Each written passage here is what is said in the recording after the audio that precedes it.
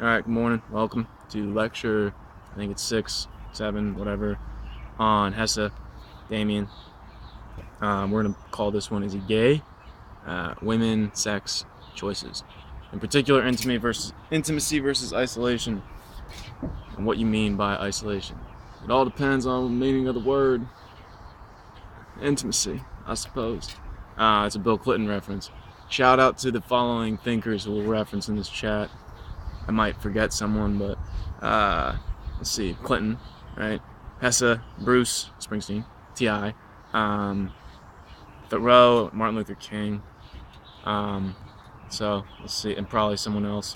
This lecture, I should mention, is brought to you by Gatorade, the thirst, whatever, and a lack of sleep from last night. So please be patient with me. Here's Wilco. So this idea, literally, on how we're going to explain Hesse's concept of women, and what he means by that, came to me yesterday. Let's switch sides. Yesterday, while I was weeding, seriously, right? So, if you question, is a master's in education worth it? I don't know. So I'm sitting there, I'm weeding and gardening on Saturday. I actually enjoy doing that. And I was listening to Bruce Springsteen, and I was like, aha, Bruce has a concept of women which is very different than Hesse's concept of woman. And it'd be good to compare the two. There's a Bruce Springsteen song called Maria's Bed, and there's a beautiful line. He says, I keep my heart in my work, my troubles in my head, and I keep my soul in Maria's bed. There's another line in Mary's Place from The Rising, which is like, there's a darkness, right? I hear your voice. Let it rain, let it rain, let it rain. Like, I'm not sure where to get it started, but meet me at Mary's Place, right? Mary's Place. One of my good friends, Zach, U-Class, right? Check them out, follow them, invest in them. There's another reference. He and I have discussed what Bruce Springsteen means by Maria and Mary and why he's always talking about it. I literally think that that's his word for like woman. And for Bruce, women seem to be this kind of like sexy, like cool, like adventure partner, I suppose. Like, think about Born to Run. Let's get out of here. Like, I want to take you somewhere. Like, let's go together, right? It's kind of the key point there. Whereas, let's look at Hesse and let's look at what he's doing with Ava, or Eve. It's a little bit odd, I think. Their interactions. This is not your typical way to befriend somebody's parent, I don't think. So when he meets Ava, and for me, or Eve, it's 113, right? Right? She looks like her son. She's beautiful. She's sacred. And yes, students are always like, is he gay? Right? Why does Hesse always describe women who look like men? Is he gay? It's good. I don't know. Right? I think it's a little bit more complex than a binary system, which we would love to do in Western societies. Yes, no, male, female, heaven, hell, right? Hess is a little bit, he likes to blur those lines. Blurred lines. Alright, stop rambling. So, I don't know, right? But it's a little bit odd. So he arrives, and when they meet, right, it's like, he knows, right? He's reached the high point. He's peaked, right? This high point of the path. I could see the long way ahead, long and majestic, reaching into promised lands, right? Shaded by treetops of nearby happiness, cooled by nearby gardens of every pleasure. That got me thinking about Martin Luther King. I have been to the mountaintop and I've seen the promised land. It's kind of why I'm going to reference it later. Is that? Well, whatever. It's showing a weird effect on I don't know if it's coming in or not. Anyway, stay focused. Here's the odd part. Whether she be a mother to me or a lover or a goddess, as long as she was there, as long as my path ran next to hers. Notice that description. Mother, lover, goddess. They kind of all blur together. This is something you see in Hesse. Steppenwolf is big on that.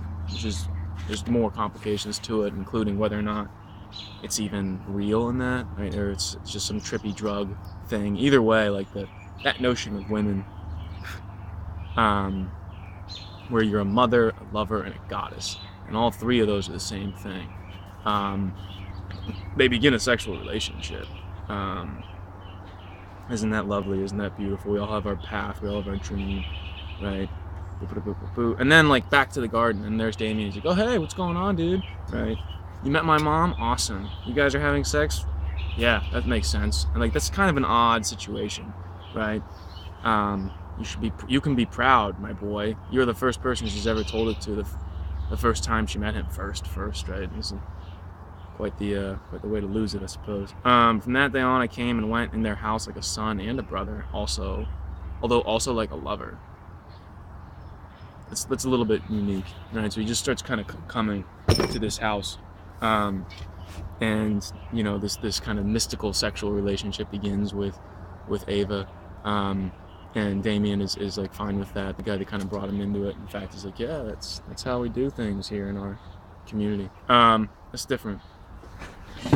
It's very different than normal, and it might be different in terms of a conception for overall happiness with a partner.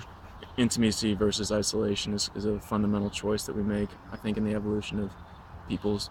And if this is your notion of intimacy, perhaps that it's a little bit off, and it might explain why you had a lot of marital troubles. And then you get into this whole, you know, everything we ran to the same critique of our time in Europe. Blah, blah, blah. It conquered the whole world only to lose its own soul. And so then I started thinking of, right, Martin Luther King has a quote, and I think it's from Beyond Vietnam, which is a beautiful speech. You should read that speech. He wrote more speeches than I Have a Dream, okay, so you can fucking read them if you want. And he said in that speech, or wherever I got this from, that one of the greatest problems of mankind is we suffer from a poverty of the spirit, which stands in glaring contrast to our scientific and technological abundance. The richer we've become materially, the poorer we've become morally and spiritually. So it's interesting. Martin Luther King says that. Thoreau says that.